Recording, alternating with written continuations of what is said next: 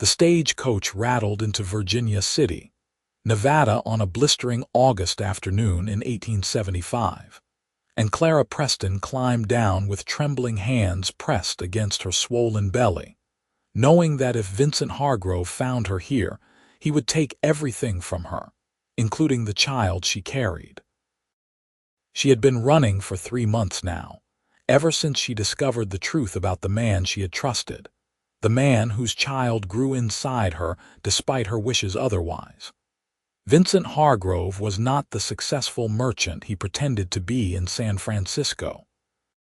He was a married man with 3 children, a man who dealt in stolen goods and worse, a man who had used her youth and naivety for his own pleasure, and then discarded her when she told him about the baby. When she had threatened to expose him, his eyes had turned cold and dangerous, and she knew with certainty that he would silence her permanently if given the chance. So she had taken the money she had saved from her seamstress work, packed a single carpet bag, and disappeared into the night. Virginia City sprawled before her in the dusty heat, a mining town that had seen better days but still bustled with enough activity to offer anonymity. The mountains rose stark and beautiful against the blue sky, and the air smelled of sage and wood smoke. Clara pulled her shawl tighter around her shoulders despite the heat, trying to make her condition less obvious, though at 5 months along it was becoming increasingly difficult to hide. She needed work, a place to stay, and most importantly, she needed a story that would protect her from questions and speculation. An unmarried woman with child was not simply looked down upon in these parts.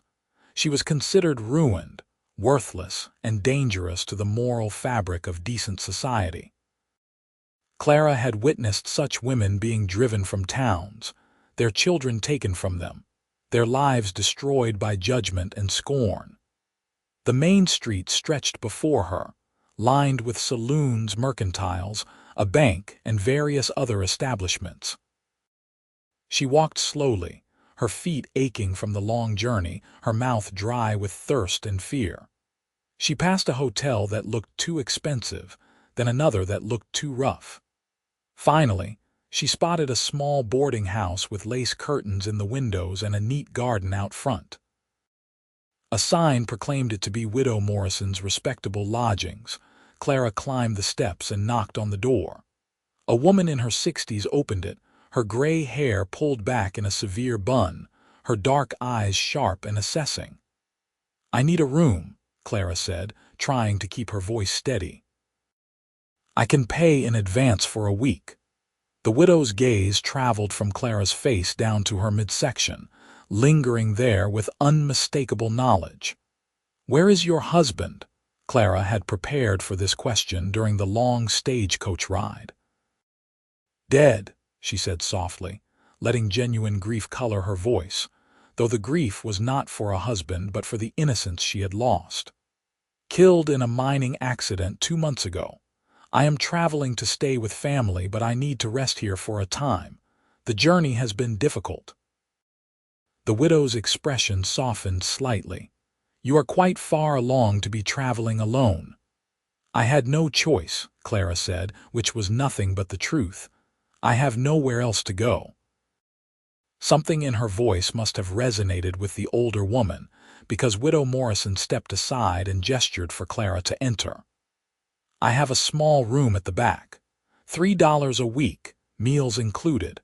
No men visitors, no drinking, no cursing." "That sounds perfect," Clara said, relief flooding through her.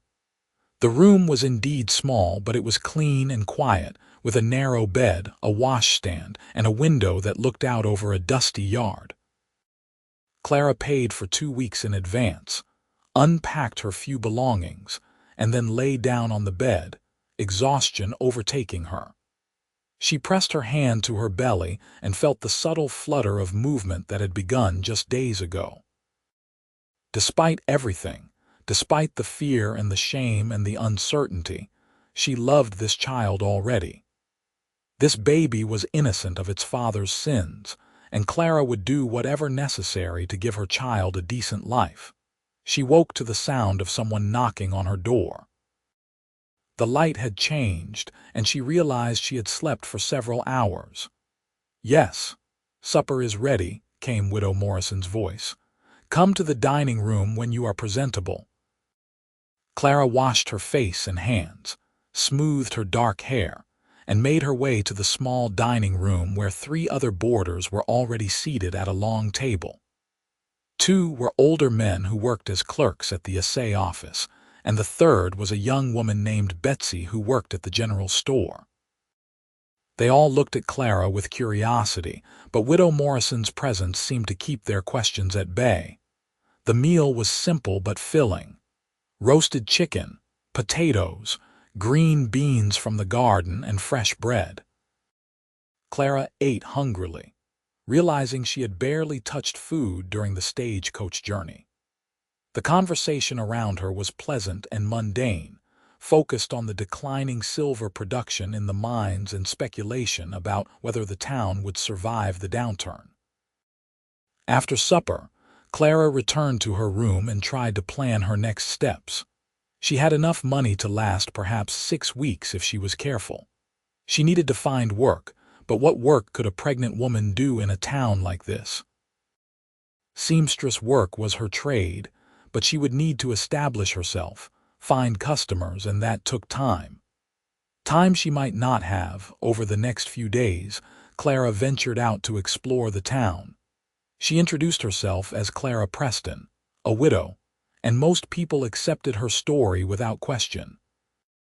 Widows were common enough in mining country, where accidents claimed men regularly. She found a church with a kind minister's wife who gave her information about the town and its residents. She visited the general store and inquired about seamstress work, leaving her name with Betsy in case anyone asked. It was on her 4th day in Virginia City that she first saw Franklin Vaughn. She was walking past the livery stable when a commotion drew her attention. A large black horse was rearing and kicking inside the corral, and several men were keeping their distance, shouting advice and warnings. Then a tall man with sandy brown hair climbed over the fence with an easy grace, speaking in low, calm tones that Clara could not quite hear. The horse's ears flicked toward him, and slowly, gradually, the animal settled. Clara stopped walking, fascinated by the scene. The man approached the horse slowly, still speaking in that low voice, his movements fluid and unthreatening. He reached out and touched the horse's neck, and the animal trembled but did not bolt. For long minutes, the man simply stood there, his hand on the horse, establishing trust and connection. "That's Franklin Vaughn," said a voice beside her. Clara turned to see an older woman with a basket of laundry. "Best horse handler in 3 counties. That black devil has thrown 4 men and nearly killed 2, but Franklin will have him gentle as a kitten by week's end. You mark my words. He has a gift," Clara said softly. "He does indeed. Came here 3 years ago from Texas, bought a small ranch on the outskirts of town. Raises horses, breaks them for riding, trains them proper. Good man, too. Honest and fair, which is more than you can say for most around here." The woman moved on, and Clara continued watching. Franklin Vaughn had stepped back from the horse now and was simply standing in the corral, giving the animal space. He was tall and lean, dressed in worn denim and a faded blue shirt, a brown hat pushed back on his head. Even from this distance, she could see the patience and confidence in his posture. This was a man who knew himself and his capabilities, a man who did not need to prove anything to anyone. As if sensing her gaze, he turned and looked directly at her. Even across the distance, Clara felt the impact of his eyes. For a moment, they simply looked at each other, and then Clara turned away, her heart beating faster than it should. She had no business noticing any man, not now, not in her condition. She was damaged goods, carrying another man's child, running from a dangerous past. Romance and attraction were luxuries she could not afford. But over the following days, she kept seeing Franklin Vaughn around town. He seemed to have business everywhere. At the mercantile purchasing supplies, at the blacksmith's discussing horseshoes, at the feed store arranging deliveries. And each time their paths crossed, his eyes would find hers, and he would tip his hat politely, and she would nod in return, and something unspoken would pass between them. It was Widow Morrison who finally brought them together properly. Clara had just finished altering a dress for the widow when Franklin knocked on the front door, asking about boarding one of his horses in the small stable behind the house. Widow Morrison called Clara out to the front room to witness the transaction, claiming she needed a second opinion on the terms. "Mrs. Preston, this is Mr. Vaughn," the widow said. "Mr. Vaughn, Mrs. Preston is one of my lodgers." Franklin removed his hat and held it in his hands, meeting Clara's eyes directly. "Madam," he said, his voice as warm and steady as she had imagined, "pleased to make your acquaintance properly." "Mr. Vaughn," Clara replied, her mouth suddenly dry. They stood there for an awkward moment, and then Widow Morrison launched into the details of the boarding arrangement. Franklin agreed to her terms without haggling, paid for a month in advance, and promised to bring the horse by the following day. As he was leaving, he paused at the door and looked back at Clara. "I hope you are settling well into Virginia City, Mrs. Preston," he said. "I am, thank you," Clara replied. "If you need anything at all, my ranch is just 2 miles west of town. The Vaughn place. Anyone can give you directions." "That is very kind, but I am sure I will be fine." He nodded slowly, placed his hat back on his head, and left. Clara stood in the front room, feeling the widow's eyes on her.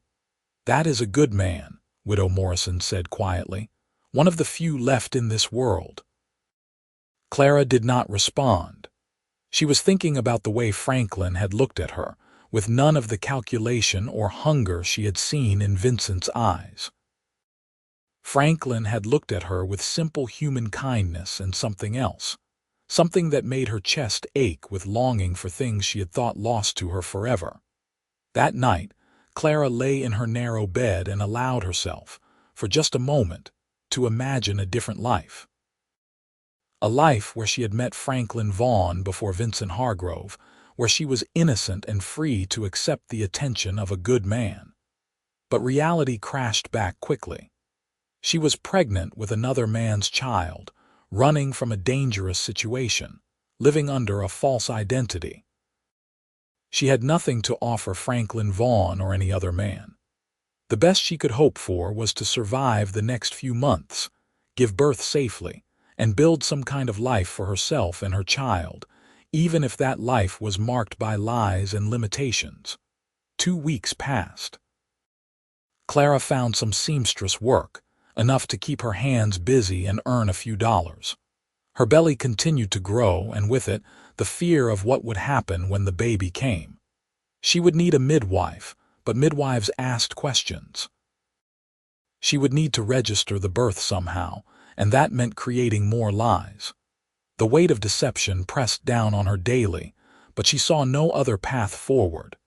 It was a Saturday afternoon when everything changed. Clara was walking back from delivering a mended shirt to one of the miners when she saw a man on horseback at the far end of the street. Something about his posture made her freeze.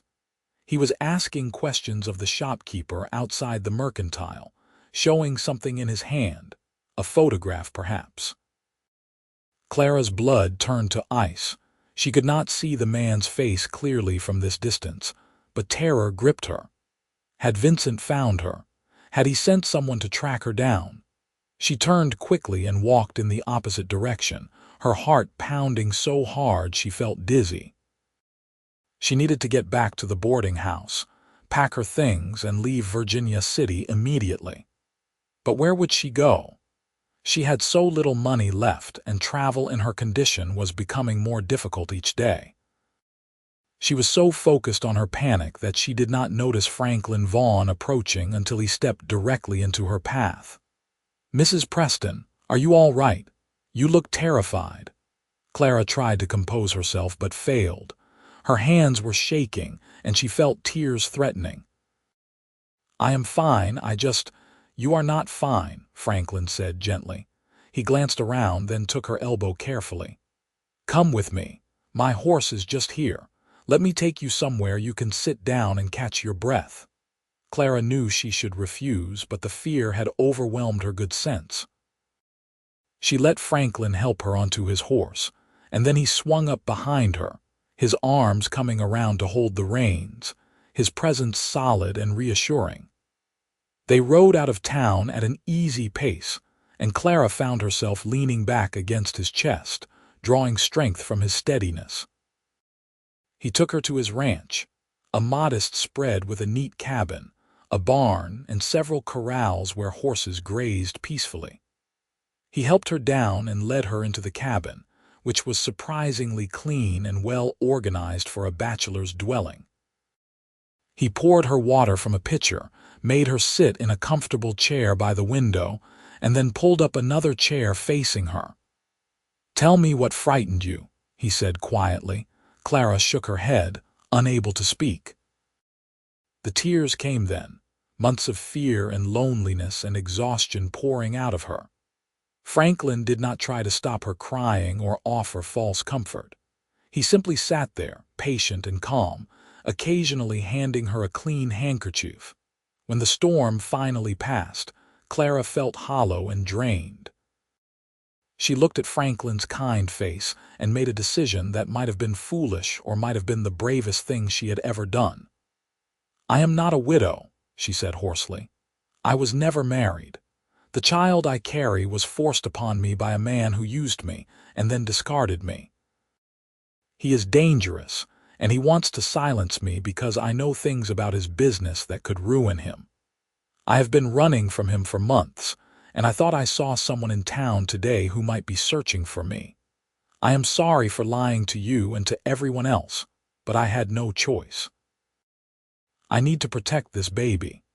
She waited for disgust or anger or judgment to appear on Franklin's face. Instead, he simply nodded slowly, his expression thoughtful. "Thank you for trusting me with the truth," he said. "That took courage." Clara laughed bitterly. "Courage? I am a coward. I have been hiding and lying for months." "Survival is not cowardice," Franklin said firmly. "You are protecting yourself and your child from a bad man. That is the act of a mother, and there is no shame in it." He paused, then asked, "This man, is he likely to track you all the way to Virginia City?" "I do not know," Clara admitted. "He has money and connections. I thought I had covered my tracks well, but if he is determined enough, if he has hired investigators, they might eventually trace me here. And if they find me—" She could not finish the sentence. Franklin leaned forward, his elbows on his knees, his eyes intense. "Clara, I am going to make you an offer, and I want you to think about it carefully before you answer. You need protection. You need a name that will make your child legitimate in the eyes of society. I can provide both of those things." Clara stared at him, not understanding. "What do you mean, marry me?" Franklin said simply. "We will have a quick ceremony, establish you as my wife. Your child will be born as mine in name, legitimate and protected. If this man or his agents come looking for an unmarried pregnant woman named Clara Preston, they will not find her. They will find Clara Vaughn, the respectable wife of a rancher." Clara felt the words hit her like physical blows. "You cannot be serious. You do not even know me." "I know enough," Franklin said. "I know that you are brave and resourceful. I know that you are trying to do right by your child. I know that you need help, and I am in a position to provide it." "But why?" Clara asked desperately. "Why would you do this for a stranger? What do you gain from this arrangement?" Franklin was quiet for a moment, his eyes on the window, the distant mountains visible beyond. "I had a sister once," he said finally. "Sarah." She got involved with a man who promised her the world and then abandoned her when she became pregnant. She tried to hide it, tried to deal with it alone, but the shame and the fear were too much. She died in childbirth, her and the baby both, because she was too scared to seek proper help, too afraid of being judged and cast out. His voice was rough with old pain. "I could not help Sarah, but I can help you." Clara felt fresh tears sliding down her face. "Franklin, I cannot ask this of you. Marriage is supposed to be about love and partnership. This would be a farce." "It would be a practical arrangement," Franklin corrected. "People marry for practical reasons all the time out here. You need safety and a name. I can provide both. In return, you can help run the household, manage the domestic side of the ranch. We can build something decent together, even if it did not start in the traditional way. And when the child comes, everyone will know it is not yours. You will be subject to gossip and speculation." Franklin shrugged. "Let them speculate. We will tell people that we married quickly, that the child is mine, that it came early. Premature babies are common enough. People will talk for a while and then they will find something else to talk about." Clara wanted to refuse. This was too much to ask of anyone, too much sacrifice from a man who owed her nothing. But as she sat there in Franklin's cabin, looking at his honest face and thinking about the man she had seen in town that afternoon, she realized that she had run out of options. She could keep running, keep hiding, but eventually her money would run out, or Vincent's men would find her, or she would find herself giving birth alone in some desperate situation. Or she could accept Franklin's offer and give her child the protection of a legitimate name and a safe home. "If I agree to this," she said slowly, "it would be a marriage in name only. I cannot offer you the things a true wife should offer. Not now, maybe not ever." "I understand," Franklin said. "I am not asking for anything beyond what you are willing to give. This would be an arrangement built on respect and mutual benefit." Clara took a deep breath, feeling as if she were standing at the edge of a cliff, about to jump into unknown depths. "Then yes," she said quietly, "I will marry you." The next 3 days passed in a blur. Franklin made the arrangements with impressive efficiency. He spoke to the minister, secured a marriage license, and purchased a simple gold band from the jeweler. Clara moved her few belongings from the boarding house to Franklin's ranch, telling Widow Morrison a hastily constructed story about a quick courtship. The widow looked skeptical but pleased, and she insisted on making Clara a suitable dress for the ceremony. They were married on a Wednesday morning in the small church, with Widow Morrison and the blacksmith as witnesses. Clara wore a dress of pale blue cotton, her growing belly disguised as much as possible by the flowing fabric. Franklin stood beside her in his best clothes, clean and pressed, his hair neatly combed. They spoke the vows in quiet voices, and when the minister pronounced them husband and wife, Franklin leaned in and pressed a chaste kiss to Clara's cheek. "Welcome home, Mrs. Vaughn," he said softly. Clara felt the weight of her new name settle over her like a protective cloak. She was no longer Clara Preston, the ruined woman running from her past. She was Clara Vaughn, wife of Franklin Vaughn, a respectable rancher.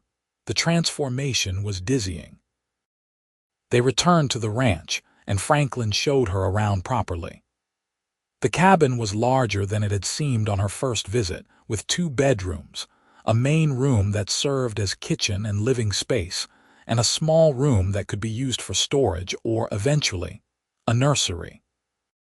Franklin had already moved his belongings into the smaller bedroom, leaving the larger one for Clara. "You should be comfortable," he said, setting her carpet bag on the bed. "If you need anything, any changes or additions, just let me know." Clara looked around the room at the solid furniture and clean linens at the window that let in golden afternoon light. "It is perfect," she said honestly. "Franklin, I do not know how to thank you for what you have done." "No thanks necessary," he replied. "We are partners now. We help each other." Over the following weeks, they developed a routine. Franklin rose early to tend to the horses, and Clara prepared breakfast. They ate together, talking about the day's plans, growing gradually more comfortable with each other. Franklin was easy to be around, his manner calm and undemanding. He treated Clara with a careful courtesy that never made her feel pressured or afraid. Clara took over the domestic management of the ranch, cooking and cleaning and mending. She also discovered that she enjoyed watching Franklin work with the horses. He had a gift for understanding them, for reading their moods and needs. He would spend hours in the corrals, patiently working with the more difficult animals, never losing his temper or his focus. One afternoon, Clara was sitting on the porch with mending when Franklin came over from the barn, wiping sweat from his face. "There is something I have been meaning to ask you," he said, sitting down on the steps near her feet. "What is it?" "The man you are running from, Vincent Hargrove. Tell me more about him. What he looks like, what kind of men he might send after you. I want to be prepared in case anyone comes around asking questions." Clara set down her mending, her hands suddenly cold despite the warm day. "He is in his early 40s, dark hair going gray at the temples, well-dressed, speaks with authority. He comes from money, old San Francisco family. He would not come himself. He would hire investigators or bounty hunters, men who are good at finding people who do not want to be found." "And what does he want from you?" "Just silence," Clara nodded. "I know things about his business dealings. He trades in stolen property, has connections to some very dangerous people. If I were to testify against him, or even just speak publicly about what I know, it would destroy his reputation and possibly land him in prison. And beyond that, he considers me his property. He does not like being defied." Franklin's jaw tightened. "You are not anyone's property. You are your own person, and now you are under my protection. If any man comes to this ranch asking about you, he will answer to me." The fierce protectiveness in his voice made Clara's throat tight with emotion.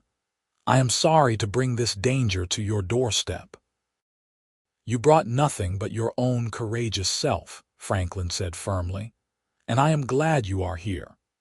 Their eyes met, and Clara felt something shift between them, something warm and fragile and frightening. She looked away quickly, picking up her mending again with trembling fingers. She could not afford to develop feelings for Franklin. This was a practical arrangement, nothing more. She could not risk complicating it with emotions that might not be returned. But as the weeks turned into months, Clara found it increasingly difficult to maintain that emotional distance. Franklin was simply too good, too kind, too decent. He would leave wildflowers on the kitchen table for her to find in the morning. He built a comfortable chair for the porch so she could sit outside in the evenings. He asked about her day, listened to her thoughts and opinions, treated her as an equal partner rather than a burden or a possession. And slowly, gradually, Clara felt herself healing from the trauma of her experience with Vincent.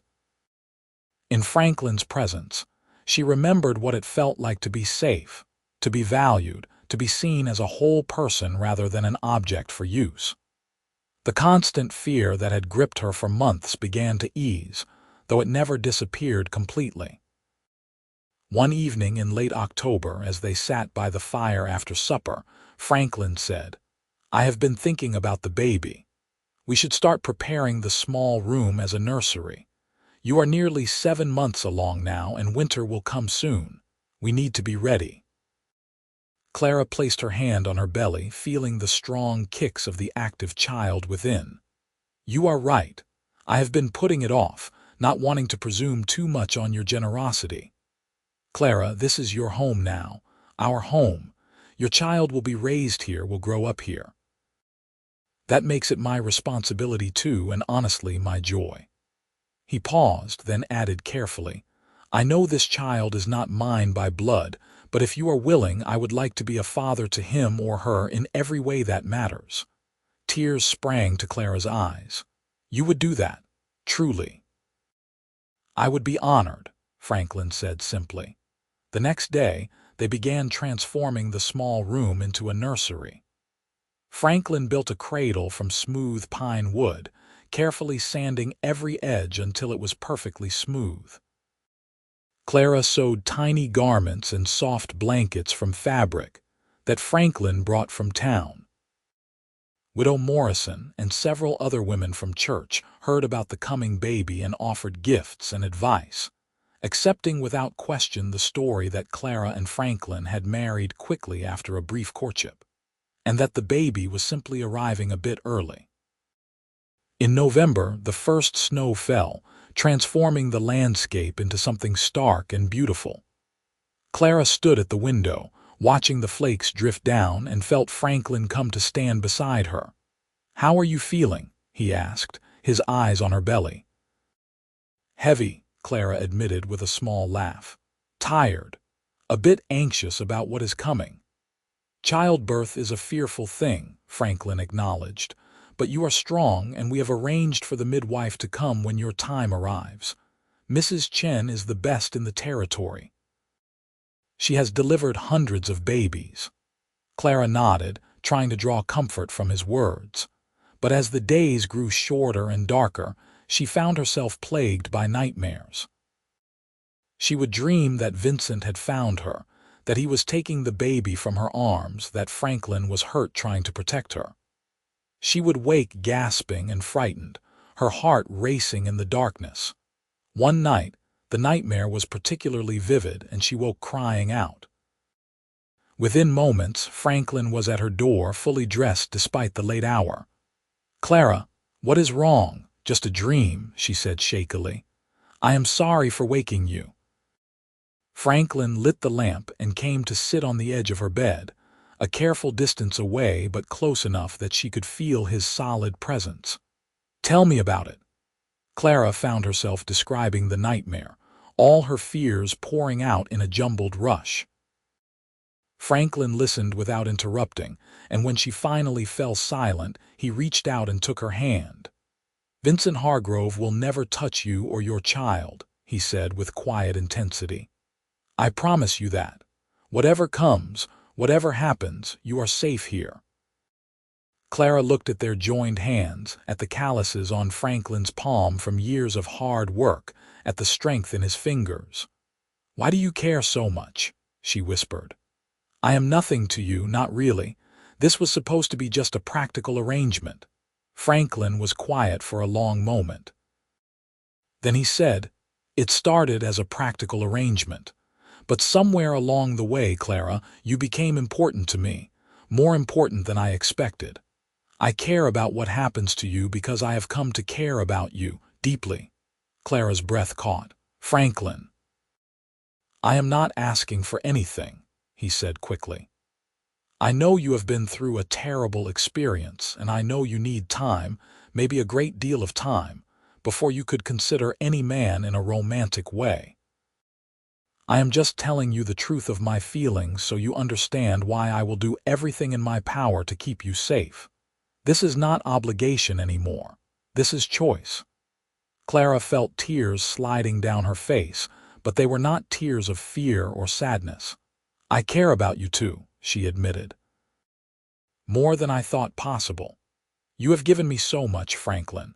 Not just safety and a name, but kindness and respect, and a reason to believe that good men still exist in this world." Franklin smiled, his thumb brushing gently over her knuckles. "Then we will build on that. Slowly, at your pace, with no pressure or expectations. We have time." He stayed with her until she fell asleep again, sitting in the chair by her bed, his presence a bulwark against the nightmares. And from that night forward, something changed between them. The careful distance they had maintained began to close. They would sit closer together by the fire in the evenings. Their conversations grew deeper, more personal. Franklin would rest his hand on the small of Clara's back when helping her navigate icy patches in the yard. Clara would touch his shoulder when placing his breakfast plate before him, letting her hand linger just a moment longer than necessary. In mid-December, Clara woke to cramping pains that she knew immediately were the beginning of labor.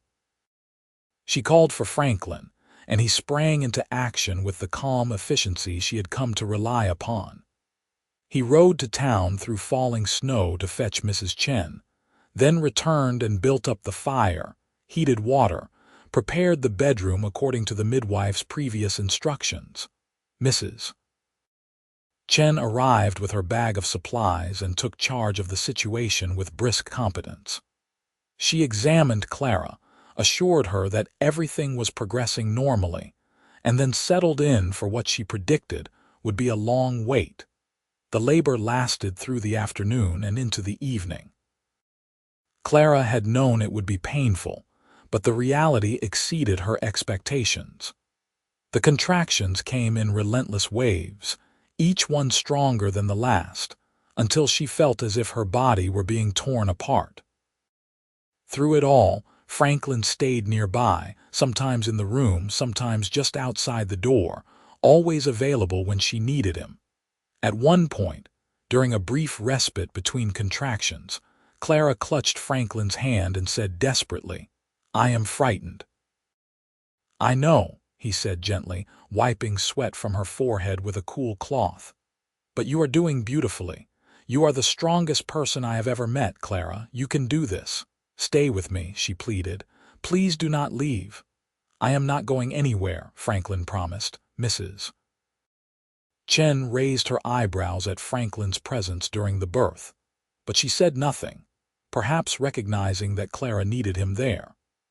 As the night deepened and the final stage of labor approached, Franklin held Clara's hand and murmured encouragement, his eyes never leaving her face. And then, just after midnight, with a final tremendous effort, Clara brought her child into the world. The baby's cry filled the room, strong and healthy, and Mrs. Chen announced, "A boy. A fine, healthy boy." Clara collapsed back against the pillows, exhausted beyond measure but flooded with relief and overwhelming love. Mrs. Chen cleaned the baby and wrapped him in soft blankets, then placed him in Clara's arms. Clara looked down at her son's tiny, perfect face and felt her heart expand in ways she had not known were possible. "He is beautiful," Franklin said softly, his voice rough with emotion. He reached out one finger to touch the baby's small hand, and the infant's fingers curled around Franklin's, holding tight. "Would you like to hold him?" Clara asked. Franklin looked surprised, almost awed. "May I?" Clara carefully transferred the baby into Franklin's arms, and she watched as this man who had given her so much cradled her son with infinite gentleness. Franklin looked down at the baby with an expression of such tenderness that Clara felt tears streaming down her face again. "Hello, little one," Franklin murmured. "Welcome to the world. You are safe here. You are loved here. I am going to take care of you and your mama, I promise you that." Mrs. Chen finished her work and packed up her supplies. "You did well, Mrs. Vaughn. The baby is healthy and strong. Get some rest now. You have earned it." She glanced at Franklin, still holding the baby, and smiled slightly. "You have a good husband there. Not many men would stay for the birthing." After Mrs. Chen left, Franklin sat in the chair beside Clara's bed, still holding the baby. "Have you thought about names?" he asked. Clara had avoided thinking about names throughout the pregnancy, as if naming the child would make everything too real. But now, looking at her son's face, she knew immediately what his name should be. "I want to name him Thomas," she said, "after my father. He died when I was young, but I remember him as a good man, a kind man." "Thomas is a fine name," Franklin said. "Thomas Vaughn." Hearing her son's name spoken aloud with Franklin's surname made it real in a way nothing else had. This child would grow up as Franklin's son in the eyes of the world, would carry his name, would benefit from his protection and guidance. Clara felt a rush of gratitude so intense it was almost painful. "Thank you," she whispered, "for everything. For giving him a name, a home, a chance at a decent life." Franklin looked up from the baby to meet her eyes. "Thank you for trusting me enough to let me be part of this. He is a gift, Clara. You both are." They sat together in the quiet room, lit only by lamplight, the snow falling softly outside, and Clara felt something settle deep in her heart. This was her family now. This odd, unexpected, beautiful family that had formed from desperation and kindness and growing love. The weeks after Thomas's birth passed in a blur of sleepless nights and constant feedings. Clara was exhausted, but Franklin stepped in to help in ways that surprised and touched her. He would walk the floor with Thomas when the baby was fussy, would change diapers without complaint, would bring Clara meals and insist she eat to keep up her strength. He hired a woman from town to help with the heavy housework so Clara could focus on recovering and caring for Thomas. As winter deepened, they settled into a new rhythm as a family of three. Clara would nurse Thomas while Franklin sat nearby, reading aloud from books or the newspaper, his voice a soothing backdrop. They would take turns rocking the baby to sleep. They would stand together over the cradle, watching Thomas sleep, marveling at his tiny features and the miracle of his existence. One evening in late January, nearly 2 months after Thomas's birth, Clara was sitting by the fire while Franklin washed the supper dishes. Thomas was asleep in the cradle nearby, and the cabin was warm and peaceful. Clara felt a contentment she had never known before, a sense of being exactly where she belonged. "Franklin," she said quietly. He turned from the dishes, drying his hands. "Yes, come sit with me." He settled into the chair beside hers, and Clara reached for his hand, threading her fingers through his. "I need to tell you something," she said. "These past months with you have been the happiest of my life. You have given me so much, but more than that, you have shown me what a true partnership looks like, what real love and respect look like. I am not the same frightened woman you found in Virginia City. You have helped me become someone stronger, someone better." Franklin squeezed her hand gently. "You were always strong, Clara. You just needed a safe place to let that strength show." "Maybe," Clara said. "But here is what I want you to know. This arrangement we made, this marriage of convenience, it has become something more for me. You are not just my protector or my friend anymore, Franklin. You are the man I love, truly and deeply love." She saw the impact of her words in his eyes, watched as surprise gave way to joy. "Clara," he said, his voice breaking slightly, "I have loved you for months now. I have been waiting, hoping that maybe someday you might feel the same." "I do," Clara said. And then Franklin was out of his chair and pulling her gently into his arms, and she was kissing him, pouring months of gratitude and affection and growing love into that kiss. It was nothing like the unwanted touches she had endured with Vincent. This was connection and choice and mutual desire. This was what love was supposed to feel like. When they finally pulled apart, both breathing hard, Franklin rested his forehead against hers. "I want to be a true husband to you, Clara, in every way, but only when you are ready, only when you are sure." "I am sure," Clara whispered. "I have been healing both body and heart, and I am ready to move forward with you." That night, for the first time, Franklin did not go to his separate bedroom. He stayed with Clara, and they became husband and wife in truth, their union tender and careful and full of the love that had been growing between them for months.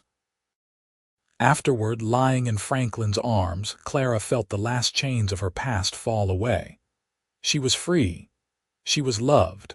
She was home. The winter gradually gave way to spring, and with it came new beginnings. Franklin expanded his horse business, taking on more clients, building a reputation that reached far beyond Virginia City. Clara continued her seamstress work, but also discovered that she had a gift for working with the gentler horses. Franklin taught her to ride, and she found joy in the freedom of it, in the connection with these powerful, beautiful animals. Thomas grew from a tiny infant into a robust, healthy baby. He had Clara's dark hair and Franklin's gray eyes, and he was the light of both their lives. Franklin was a devoted father, patient and playful and protective. He would carry Thomas around the ranch, showing him the horses and explaining everything in a gentle voice, even though the baby was far too young to understand. It was in early May, when Thomas was 5 months old, that the past finally caught up with them. Clara was in the garden, planting vegetables while Thomas napped in a basket in the shade, when she heard the sound of approaching horses. She looked up to see 3 men riding up the path to the ranch, and her blood turned cold. She did not recognize them, but something about their bearing, their purposeful approach, sent alarm bells ringing through her mind. She snatched up Thomas, who woke crying at the sudden movement, and ran for the barn where Franklin was working. "Franklin," she called out. "Men coming. 3 of them." Franklin emerged from the barn immediately, his expression turning serious when he saw Clara's fear. "Get in the house," he said quietly. "Take Thomas and lock the doors. Do not come out no matter what you hear. Understand?" Clara wanted to argue, wanted to stay by his side, but the crying baby in her arms reminded her that she had more than herself to think about now. She ran to the house and barred the door, then went to the bedroom window where she could see the front of the property. The 3 men had dismounted and were talking to Franklin. Even from this distance, Clara could see the tension in the scene. One of the men, the tallest, was doing most of the talking, gesturing occasionally toward the house. Franklin stood with his arms crossed, his posture defensive and unyielding. The conversation seemed to go on forever. Thomas had calmed down and was playing with Clara's fingers, oblivious to the danger. Clara's heart pounded so hard she could hear it in her ears. If these men were from Vincent, if they tried to take her or hurt Franklin, she would fight with everything she had. She looked around the room for anything that could be used as a weapon and spotted Franklin's rifle hanging above the door. Outside, the conversation seemed to be escalating. The tall man stepped closer to Franklin, his posture aggressive, and Franklin stood his ground. Then, to Clara's horror, one of the other men moved toward his horse and reached for what looked like a rifle in his saddle holster. Before Clara could think, she had grabbed Franklin's rifle from the wall, checked that it was loaded, and thrown open the front door. "Stop!" she shouted, leveling the rifle at the men. "Get away from my husband!" All 4 men turned to stare at her. Franklin's face registered shock and concern. "Clara, get back inside." "No," Clara said, her voice surprisingly steady despite her shaking hands. She stepped out onto the porch, keeping the rifle aimed at the strangers. "Who are you and what do you want?" The tall man held up his hands in a placating gesture. "We mean no harm, madam. We are just asking questions." "Questions about what?" "About a woman from San Francisco, Clara Preston. Dark hair, carrying a child, disappeared about 8 months ago. We were hired to locate her." Clara felt the world tilt beneath her. These were Vincent's men. They had found her after all. She tightened her grip on the rifle. "There is no one here by that name." The man's eyes narrowed. "You match the description, madam, and the timing fits. If you are Clara Preston, our employer just wants to talk with you, to make sure you and the child are safe." "I am Clara Vaughn," Clara said clearly. "Wife of Franklin Vaughn, mother of Thomas Vaughn. I have never heard of your employer and I have nothing to say to him." "Madam, please, just listen." "No, you listen," Clara interrupted, her voice rising. I do not know what lies your employer told you, but I am not going anywhere with you. This is my home. These are my people. And if you do not leave right now, I will shoot." To emphasize her point, she fired a shot into the ground near the horses, causing them to shy and the men to jump back. Franklin moved quickly, putting himself between Clara and the strangers. "You heard my wife," Franklin said, his voice hard as iron. "Leave this property now, and tell your employer that Clara Vaughn is not available for conversation. She is protected here, and anyone who tries to harm her or take her from this place will answer to me and to the law." "I suggest he forget he ever knew her."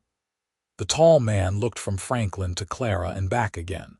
Something in their united front, in Clara's fierce determination and Franklin's unwavering protection, seemed to convince him. He nodded slowly. "We will pass along the message. But I cannot promise he will accept it.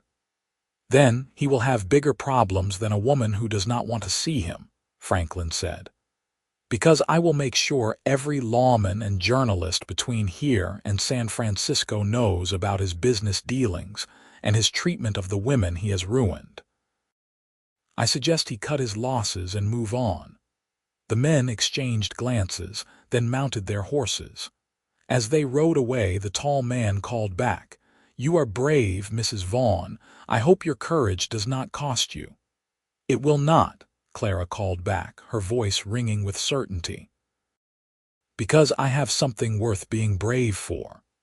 After the men disappeared down the road, Clara's knees gave out and she sat down hard on the porch steps, the rifle clattering beside her. Franklin was there immediately, pulling her into his arms. She was shaking violently now, the adrenaline draining away and leaving her weak. "You were amazing," Franklin murmured into her hair, "and also completely terrifying. You could have been hurt." "So could you," Clara said. "I was not going to let them threaten you." Thomas began crying from inside the house, upset by all the commotion, and they went in together to comfort him. As Clara nursed the baby, Franklin sat beside her, his arm around her shoulders. "What if they come back?" Clara asked quietly. "What if Vincent does not accept your message?" "Then we will deal with it," Franklin said firmly. "But I meant what I said out there. If he pushes this, I will take everything I know, everything you have told me about his illegal dealings, to the authorities. I will make enough noise that he will have far more to worry about than one woman who got away. Men like him thrive in the shadows.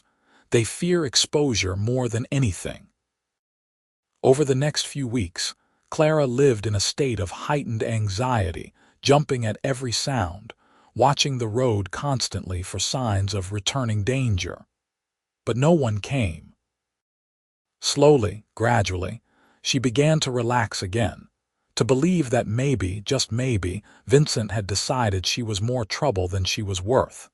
It was Franklin who finally received confirmation. A letter arrived from an attorney in San Francisco, brief and formal, stating that Vincent Hargrove acknowledged he had no claim on Mrs. Clara Vaughn, wife of Franklin Vaughn, resident of Virginia City, Nevada. In exchange for her silence regarding certain business matters, he agreed to cease all attempts to contact or locate her. The letter was witnessed and notarized, giving it legal weight. When Franklin showed Clara the letter, she read it 3 times, unable to believe that her nightmare was truly over. "He is letting me go," she whispered.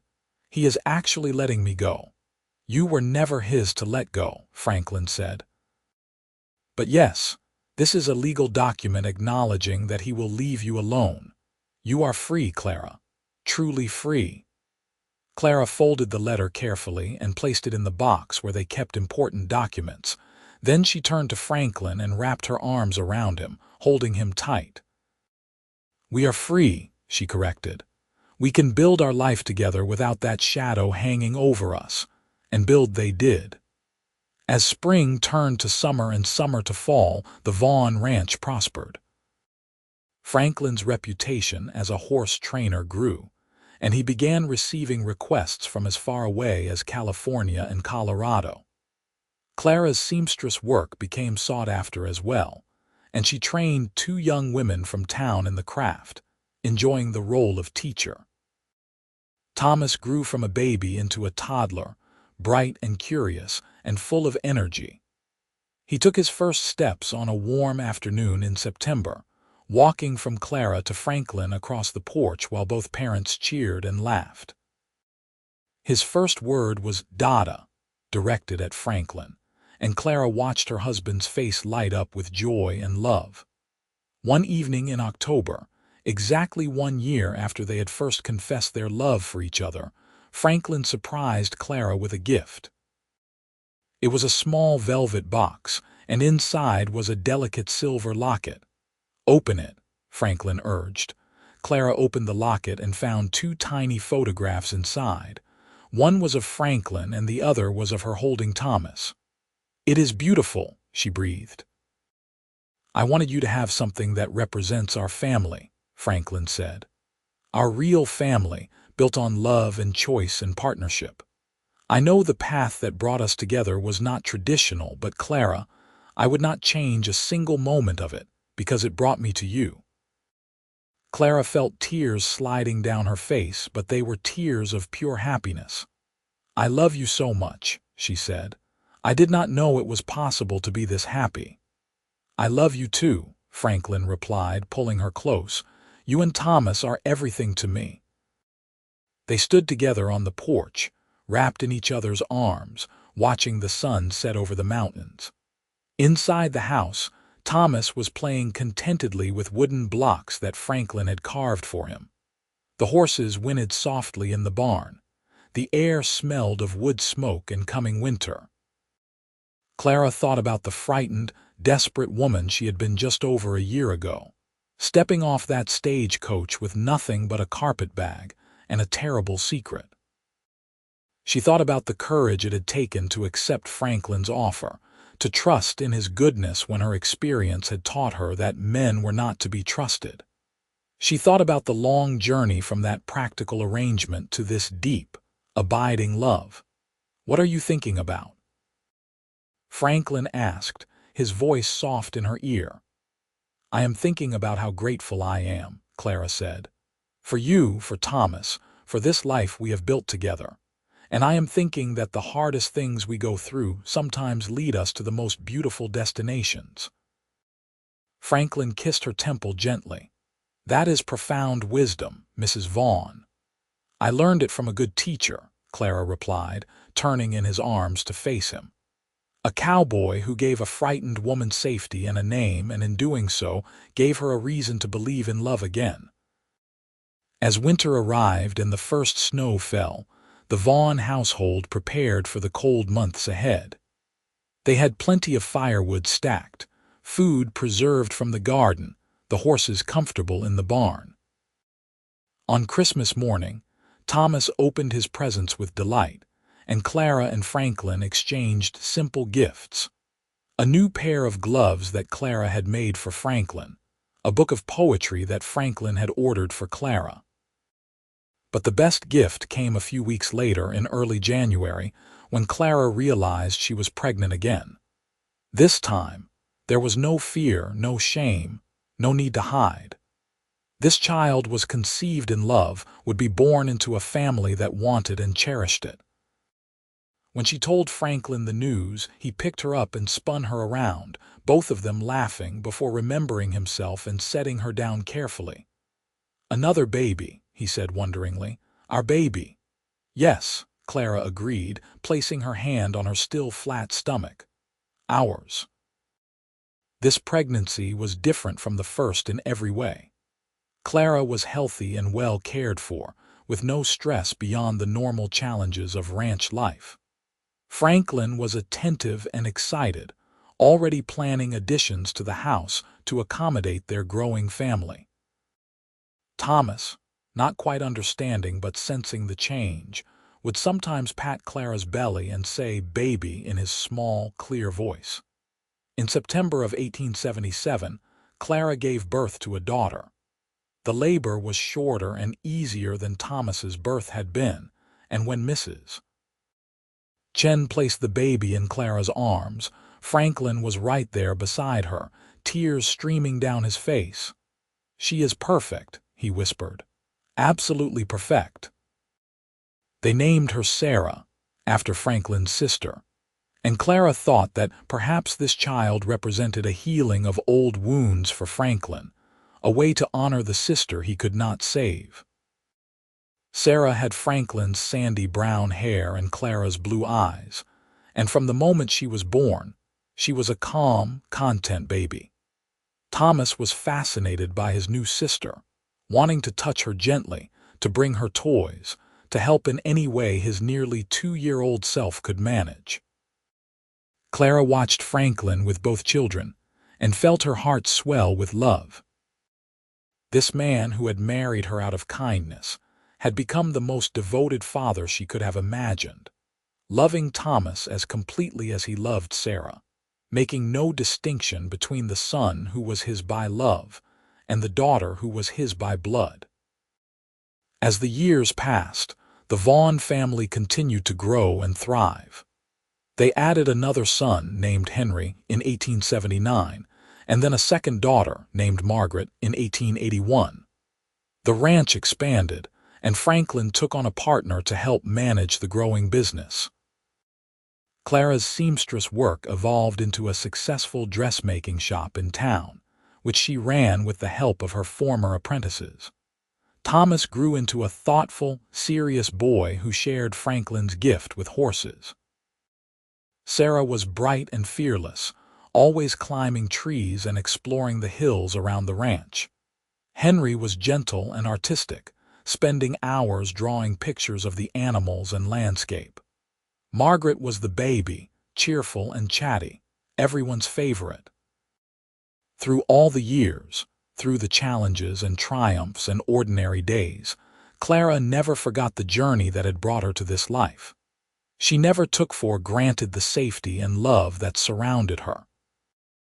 And every night, when she and Franklin would finally collapse into bed after a long day of work and children and life, she would thank whatever forces of fate had brought her to Virginia City on that hot August day in 1875.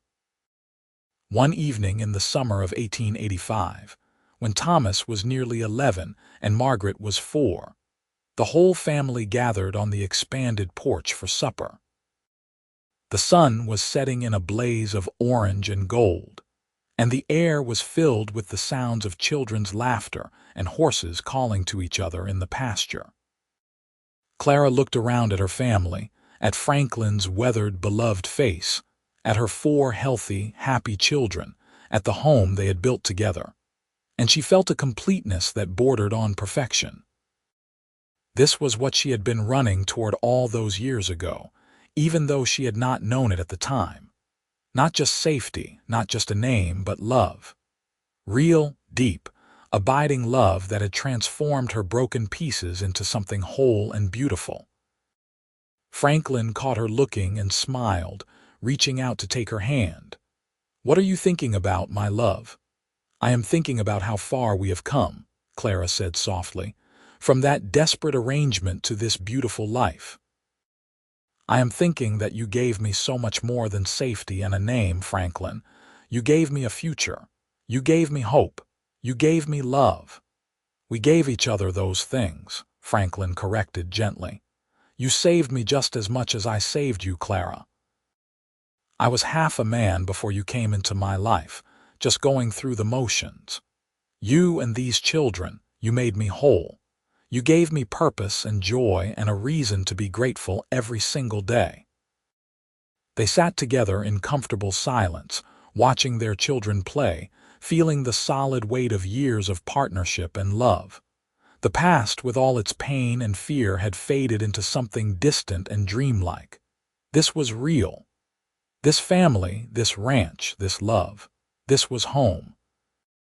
As the stars began to appear in the darkening sky, Franklin stood and began gathering the children for bed.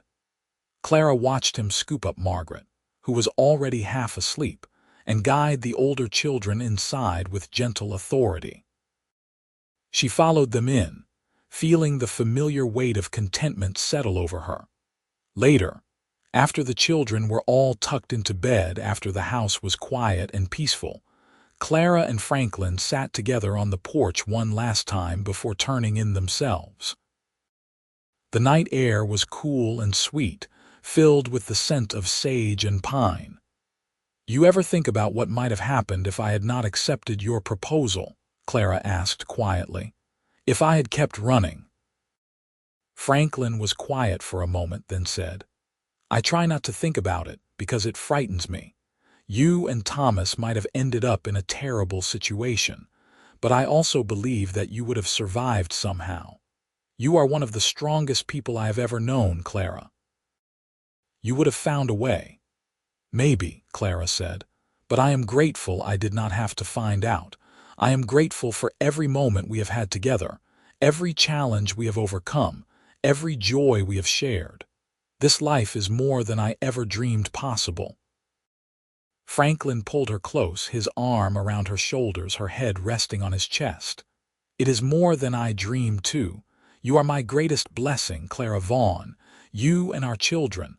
I love you more than words can say." "I love you too," Clara whispered. "Always and forever." They sat together under the stars, two people who had found each other in the midst of desperation and fear, and had built something stronger than either of them could have created alone. Their love had started as a practical arrangement, born of necessity and kindness. But it had grown into something profound and unshakable, a love that had weathered storms and celebrated triumphs, a love that had created a family and a legacy. The years continued to pass. The children grew older, each developing their own personalities and dreams. Thomas eventually took over the horse breeding operation, expanding it beyond anything Franklin had imagined. Sarah married a young rancher from a neighboring property and started her own family. Henry moved to San Francisco to study art, sending regular letters home filled with descriptions of his studies and his growing success as an illustrator. Margaret became a teacher, dedicating herself to educating the children of Virginia City and the surrounding ranches. As Franklin and Clara entered their later years, their hair graying and their bodies slowing, they would often sit on the porch in the evenings, watching the sunset and reminiscing about their life together. They had weathered droughts and harsh winters, economic downturns and personal losses.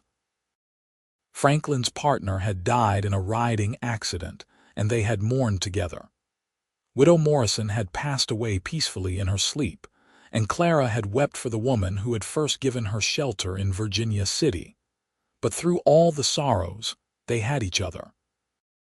Their love had only deepened with time, growing roots that went soul deep. They knew each other completely, in all their strengths and weaknesses, in all their fears and hopes. They had built a life based on trust and respect and genuine affection, and it had proven strong enough to last. One spring evening in 1897, when Clara was 42 and Franklin was 46, they sat on the porch watching their grandchildren play in the yard. Thomas's 3 boys were rough housing with Sarah's 2 daughters, their laughter echoing across the ranch. Inside the house, Clara could hear the women preparing supper, their voices mingling with the clatter of dishes and the bang of pot lids. "We did well, did we not?" Franklin said softly, his hand finding Clara's as naturally as breathing. "We did better than well," Clara replied. "We created something beautiful out of broken pieces. We built a legacy of love." Franklin turned to look at her, his gray eyes still as clear and steady as they had been all those years ago when he had first offered her safety and a name. "Do you ever regret the way it started?" "The lies we had to tell, the story we created," Clara considered the question carefully. "I regret that I had to run from Vincent Hargrove. I regret the fear and the shame I carried for so long. but I do not regret a single moment from the time I accepted your proposal forward. Every choice we made, every challenge we faced, it brought us to this. And this is everything I could have wanted. Even though our marriage started as a practical arrangement, even though it was not the traditional love story, Clara smiled and squeezed his hand. Especially because of that. The traditional love stories are easy.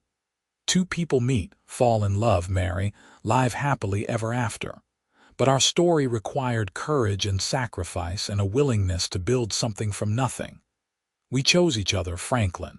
Not once, but over and over again, every single day. That is a stronger foundation than any romance could provide. Franklin brought her hand to his lips and kissed it gently. You are wise as well as beautiful, Clara Vaughn. And you are still the most decent man I have ever known, Clara replied. They sat in comfortable silence, watching the children play, feeling the weight of years of love and partnership between them. The sun continued its descent, painting the sky in shades of rose and amber, and Clara thought about the journey that had brought them here. From that terrified woman on the stagecoach to this content grandmother surrounded by family, she had traveled further than miles could measure.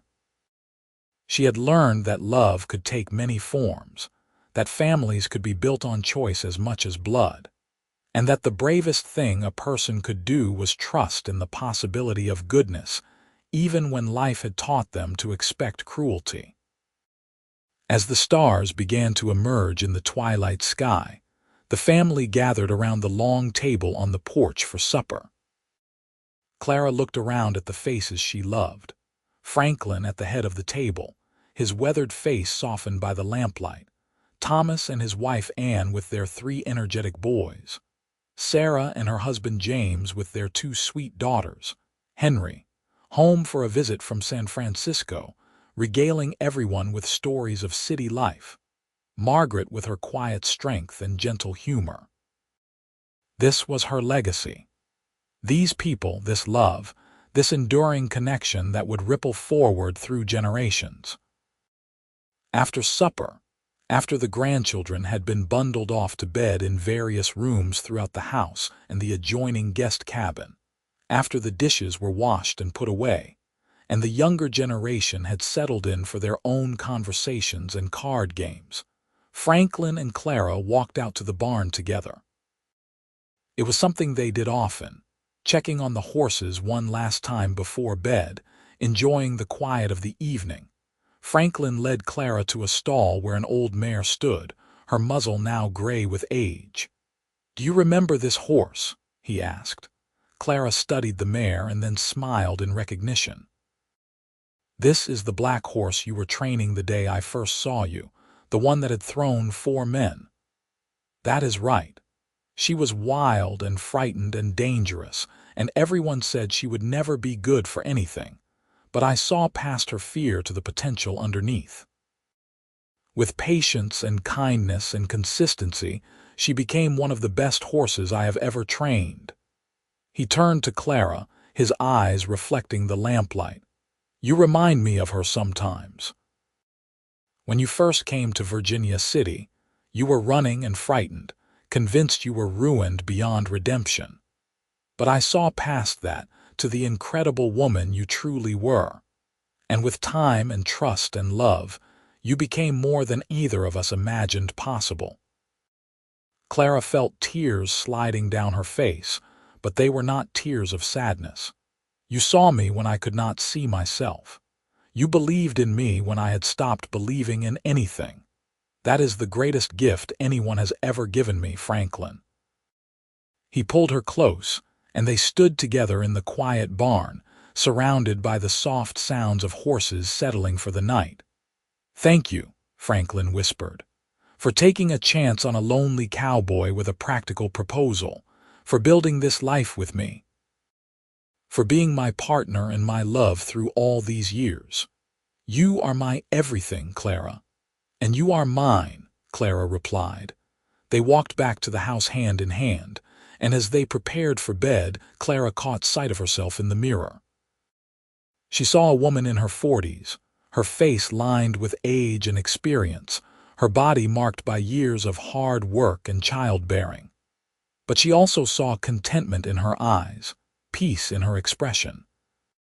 She was Clara Vaughn, wife and mother and grandmother, successful businesswoman and beloved member of her community.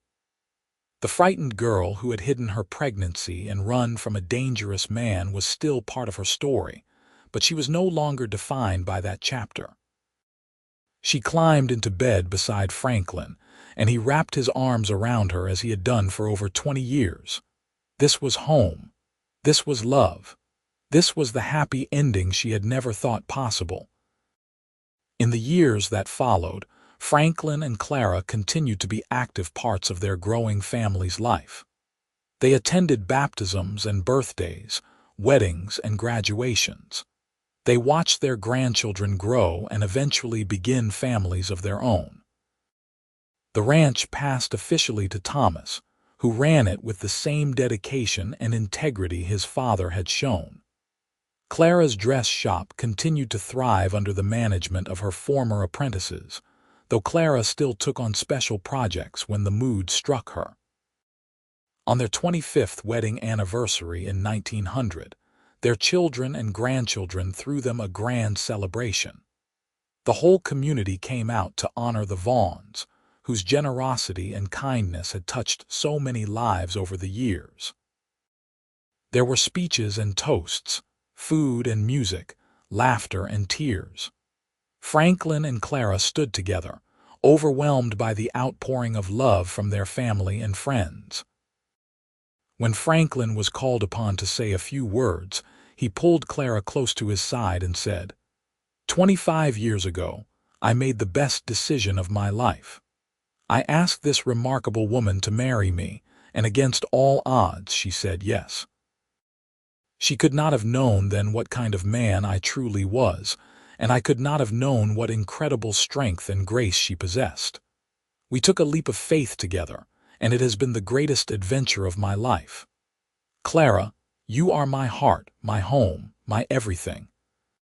Here is to 25 more years." The crowd cheered, and Clara stood on her toes to kiss her husband, unconcerned about the public display.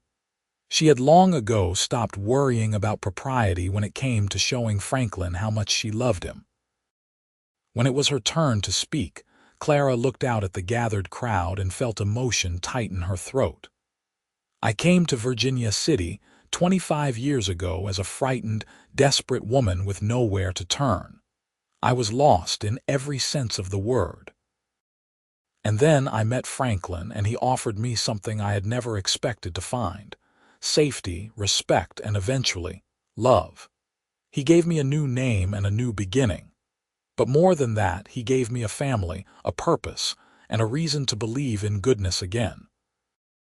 Everything I am, everything I have become, has been shaped by his love and partnership. Franklin Vaughn, you are the finest man I have ever known, and I thank God every day for bringing me to you. I love you more now than I did on our wedding day, and I will love you for all my remaining days." There was not a dry eye in the crowd as Clara finished speaking. The celebration continued late into the night, filled with dancing and storytelling, and the joy that comes from being surrounded by people you love. As Franklin and Clara walked home in the early morning hours, the stars brilliant overhead and the night air cool and fresh, Clara said, "That was a perfect evening." "It was," Franklin agreed. "Though I confess I am ready for some quiet now. As wonderful as it is to be celebrated, I prefer our ordinary days together, just you and me." "We will have many more of those," Clara promised. "Many, many more." And they did. Through their 50s and into their 60s, Franklin and Clara continued to live full, active lives. They traveled a bit, visiting Henry in San Francisco and exploring parts of the country they had never seen. They became pillars of the Virginia City community, involved in church and civic organizations, known for their generosity and kindness. They grew old together with grace and humor, their bodies slowing but their minds remaining sharp and their love remaining constant. On a warm evening in June of 1910, 35 years after they had first married, Franklin and Clara sat on their porch watching another sunset. Franklin was 79 now, his hair completely white, his movements careful and measured. Clara was 75, her hands gnarled with arthritis but still capable, her eyes still bright with intelligence and warmth. "You remember that first day?"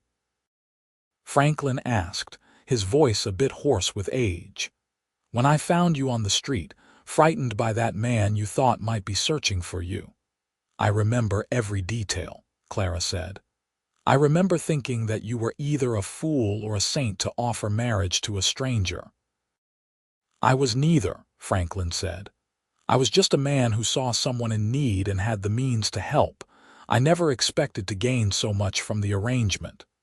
"We both gained everything," Clara said softly. "We found each other when we both needed finding. That is a rare and precious thing."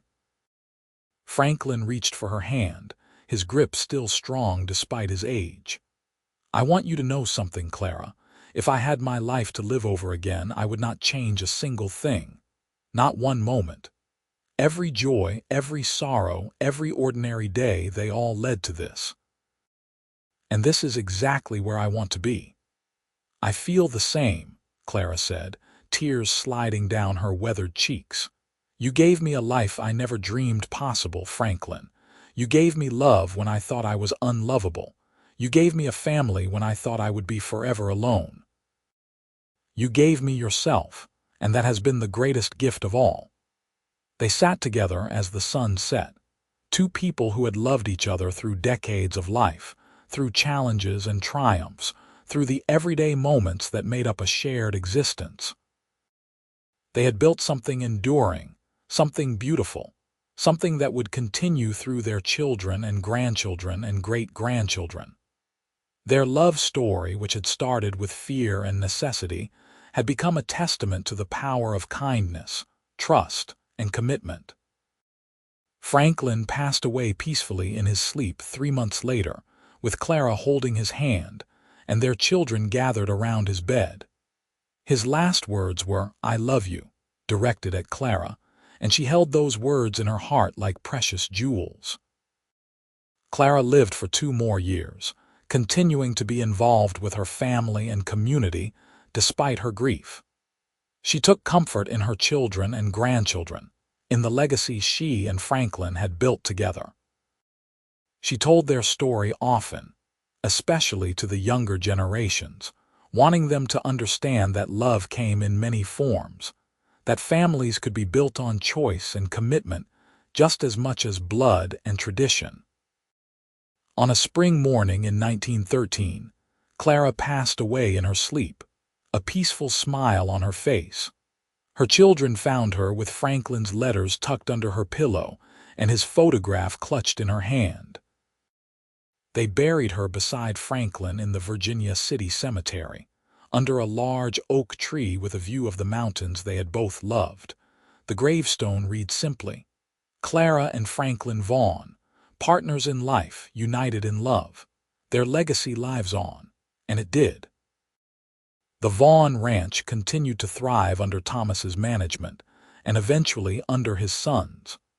Sarah's children carried on the family traditions of kindness and community service. Henry's artwork became known throughout the West, with several of his pieces hanging in prestigious galleries. Margaret's students went on to become teachers themselves, spreading knowledge and compassion through multiple generations. But more than the professional achievements or the material legacy, what Franklin and Clara left behind was a story of hope. They proved that broken things could be mended, that desperate situations could lead to beautiful outcomes, that love could flourish in the most unlikely circumstances. They showed their family and their community that the bravest thing a person could do was offer kindness to someone in need, and that the greatest gift a person could receive was a chance to begin again.